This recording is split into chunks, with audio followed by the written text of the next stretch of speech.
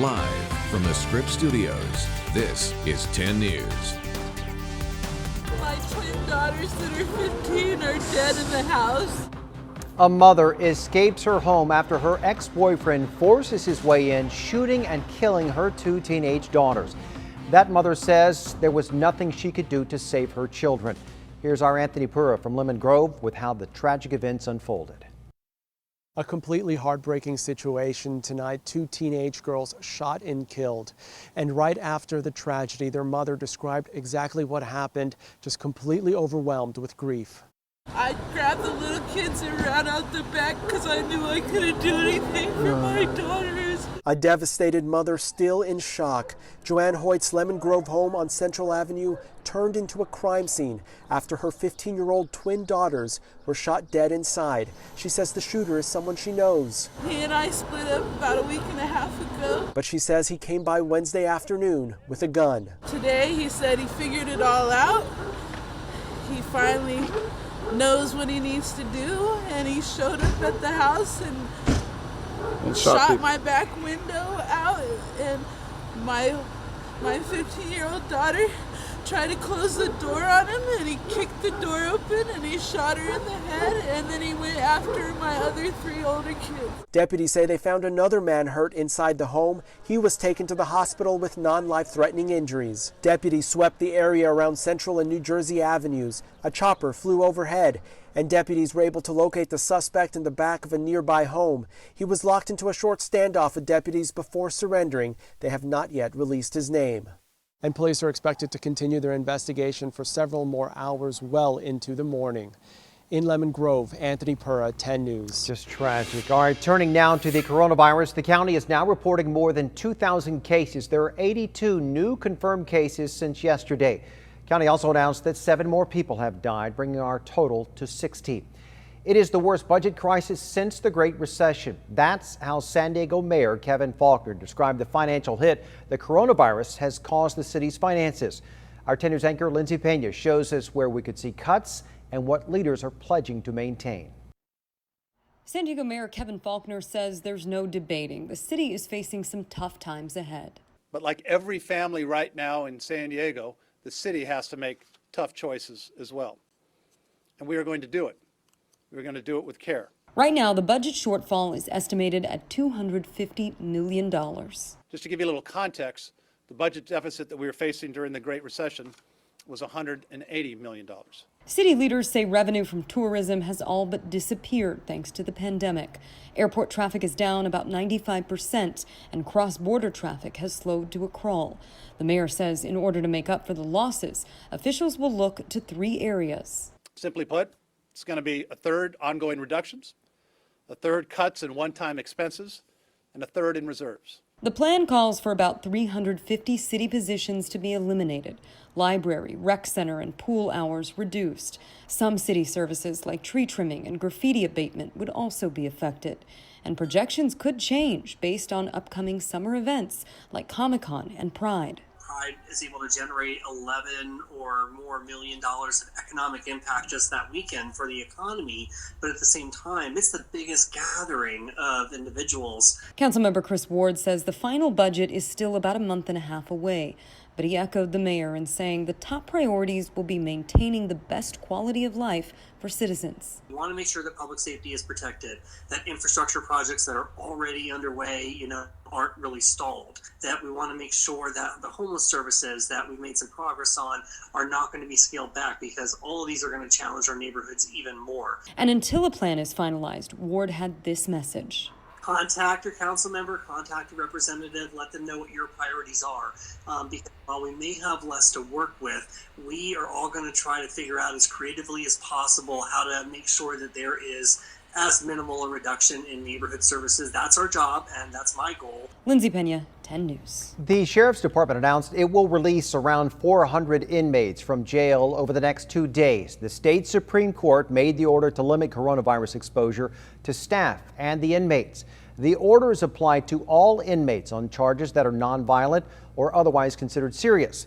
Sheriff Gore disagrees with the orders, though, saying that he had already taken steps to keep our jails safe from coronavirus.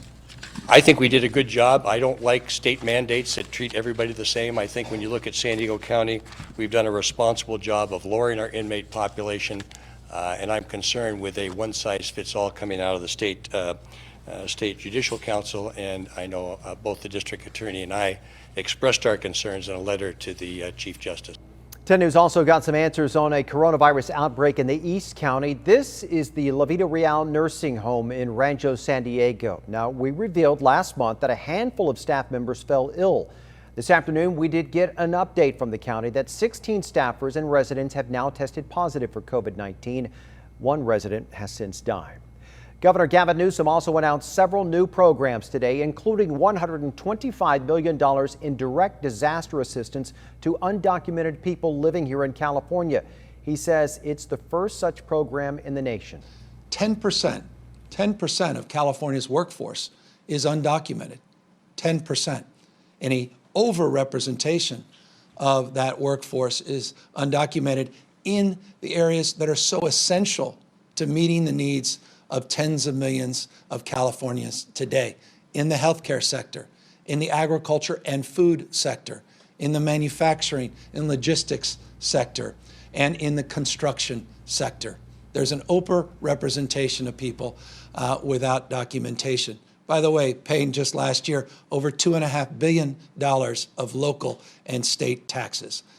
Those are individuals that do not benefit from the PUA program, don't benefit from the UI, the Unemployment Insurance Benefit Program, don't benefit from the stimulus that was just signed by the president, the $2.2 trillion. Yet many in mixed status families are having a hard time taking care of their children and taking care of you and your loved ones in skilled nursing facilities, on the job site, making sure your food is being procured and distributed, and making sure you have the ability to go to a grocery store and have something stocked there on the shelves. We feel a deep sense of gratitude for people that are in fear of deportation, but are still addressing the essential needs of tens of millions of Californians. We're told the money would provide $500 for individual assistance and $1,000 for households. The numbers of COVID-19 cases worldwide has now topped 2 million, and here in the U.S. there have been almost 30,000 deaths, 2,500 in just the past 24 hours. My co-anchor Kimberly Hunt is joining us from her home studio. And Kim, despite these grim numbers, there are still signs of hope. Sure are, Steve. Actually, the light is beginning to shine. The models are showing that the number of new cases is beginning to drop. And at the same time, talks are now starting on how and when we can reopen our country. President Trump announced his American Economic Revival Group, which includes the heads of 17 different areas of our economy. And the bipartisan group of American leaders will come from agriculture, banking, labor, defense, energy, healthcare, manufacturing, tech, telecommunications, and much more. San Diego's Qualcomm and Biocom made the list. And in the area of defense, we locked it up here in San Diego with Lockheed Martin, General Dynamics, Raytheon, Northrop Grumman, and Honeywell. So the president is going to be on the telephone or teleconferencing quite a bit in the next couple of days. As ABC's Marcy Gonzalez tells us, with the input of those leaders as well as his Corona Task Force, the president will be making his decision soon. President Trump set to announce plans Thursday for reopening the country. We'll be opening up states, some states much sooner than others. And we think some of the states can actually open up before the deadline of May 1st. And I think that will be a very exciting time indeed. The president saying data suggests that nationwide we've passed the peak on new COVID-19 cases. His task force clarifying the danger from this pandemic is far from over. So over the last 5 to 6 days, we've seen declines in cases across the country, and this has been very reassuring for us. At the same time, we know that mortality and the fatalities that we're facing across the United States continue. In Massachusetts, the number of cases rising. Say at this point in time that we are in the surge. And in New York, the location of nearly a third of the country's coronavirus-related deaths, the curve now flattening, but at a devastatingly high level. The governor echoing concerns that testing needs to be more widely available before it's safe to reopen businesses, as some European countries have. The more testing, the more open the economy. But there's not enough national capacity to do this. Even with more testing, Dr. Anthony Fauci tells our David Muir an eventual second wave of infection could be possible. We do not know everything about this virus and what it's capable of doing. It is entirely conceivable that we will see a rebound as we get into a seasonal situation, such as next fall or winter. Marcy Gonzalez, ABC News, Los Angeles.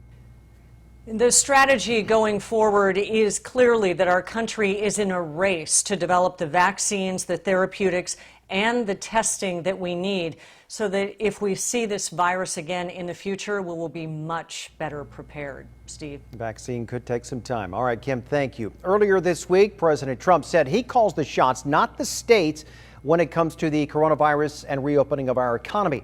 Today, we spoke with Professor Glenn Smith from the California Western School of Law. He says the states are meant to work together in scenarios such as this pandemic, which is what the founding fathers intended. The federal government, in fact, at times has encouraged states to operate in so-called interstate compacts, which have a certain pedigree under the Constitution. So I'm not surprised by that. I think it makes sense.